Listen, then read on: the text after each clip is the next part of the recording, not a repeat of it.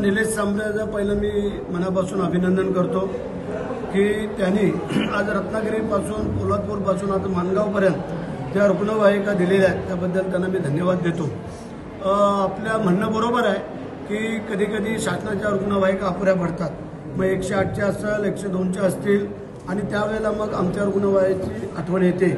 पूर्वी आम्हाला एकनाथ शिंदे साहेबांनी रुग्णवाहिका दिलेल्या आहेत, त्या पण आम्ही प्रत्येक तालुक्याला दिलेल्या आहेत, परंतु त्याही अपुऱ्या पडतात आणि म्हणून निलेश सांबरेंनी ठरवलं की आपल्या इथल्या कार्यकर्त्यांची मागणी आली की आम्हाला एक ॲम्ब्युलन्स मिळावी म्हणून आज प्रथम पोलादपूर आणि इकडं माणगावला दिलेलं आहे। पुढच्या टप्प्यामध्ये जे मगाशी सांगितलं श्रीवर्धन असेल, म्हसळा असेल, तळा असेल, असे जे काही दुर्गम तालुके आहेत यांना आम्ही ती व्यवस्था देण्याची करूया।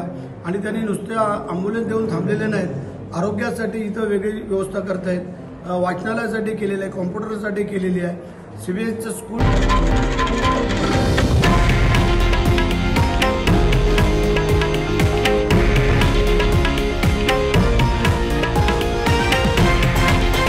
हे आहे देशातील नंबर 1 न्यूज नेटवर्क आणि आपण पाहत आहात TV9 मराठी, एकमेव।